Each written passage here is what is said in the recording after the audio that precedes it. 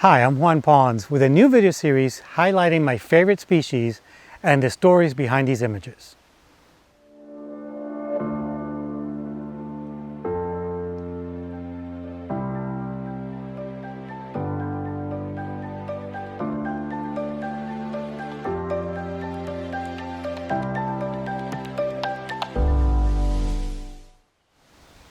You know, birds in flight are one of the hardest things to do in photography. And yes, there's an element of luck, but there's also an element of skill, and you need to be prepared. Now, the best advice that I can give you when shooting any kind of wildlife species or any kind of wildlife, whether it's birds or mammals, reptiles, anything else, is knowing and understanding your species. Knowing where they inhabit, knowing their environment, knowing their behavior, and knowing their food sources are going to be key. Now, I'm showing you this image of one of my favorite species, Scarlet Macaw. These are absolutely spectacular. These guys are native to Costa Rica, especially in the southern part of Costa Rica. But one of the best places to photograph them is in the Osa Peninsula, where I base my Costa Rica wildlife workshops out of. And yes, this image looks perfect, but there's a lot of work and a lot of planning that came behind to make an image like this. Now, we're trying to capture this bird in an isolated environment with a nice clean background as it's flying across. How do we do that?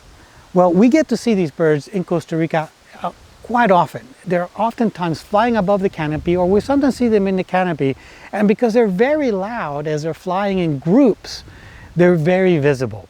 But photographing them in a clean environment and controlled environment, which is almost what you need to make images like this, requires a little bit of patience, a little bit of planning. So how do we go about doing that? Well, we know that the food source that they prefer the most is going to be the nuts and seeds of palm trees, specific type of palm trees.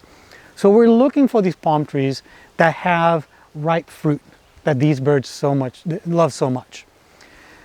Now, they're not going to go to every palm tree that you see with fruit on them.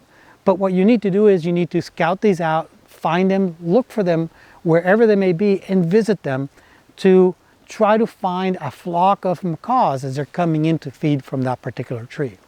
Now, once you find that particular situation where the macaws are coming in to feed, the behavior that they typically follow is that they'll have a perching tree where they hang out in, and then they'll make flights over to the palm tree that has the fruit.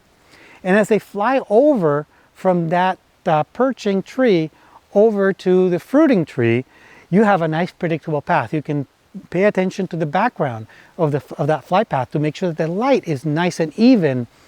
You can position yourself to maximize the opportunities of that flight path may present to you.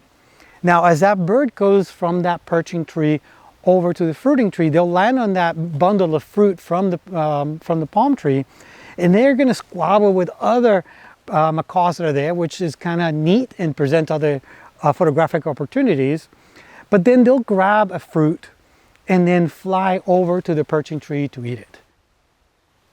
You're going to be making hundreds, if not thousands, of images of these macaws as they're flying from that perching tree over to the fruiting tree. And what you're going to be doing is trying to capture the different positions of the bird as it's flying across the way.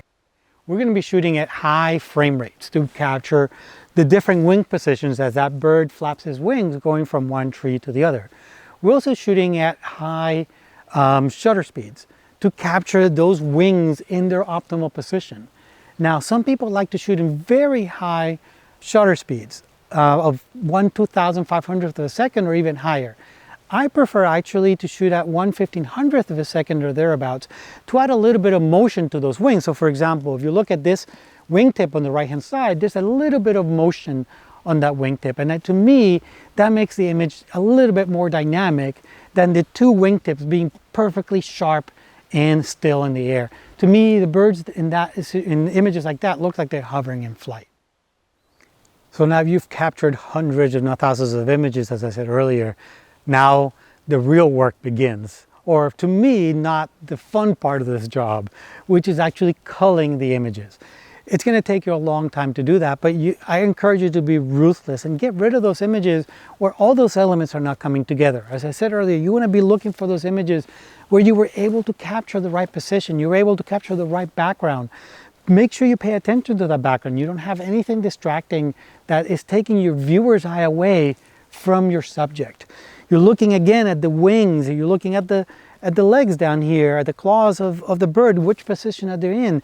Looking at the primary feathers, are they really spread out, or do you have them kind of obscuring another part of the bird? Is a wing obscuring the face of the bird? You don't want that. You want to be able to see the details on these birds very closely, and having a clear view of them, plus having that nice diagonal that the wings form on this image. It makes it seem so much more dynamic. Now, these are a few of the things you need to consider when you look at an image.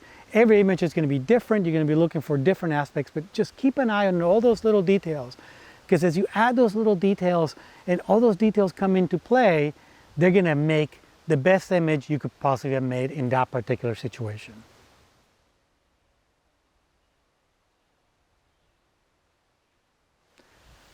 Well, I hope I've enjoyed this video and maybe have learned something in the process. If you did enjoy it, I ask you to please hit that like button and share it with your friends, and perhaps even subscribe to my channel. Please be on the lookout for more short video series like this one. Until next time, I'm Juan Pons.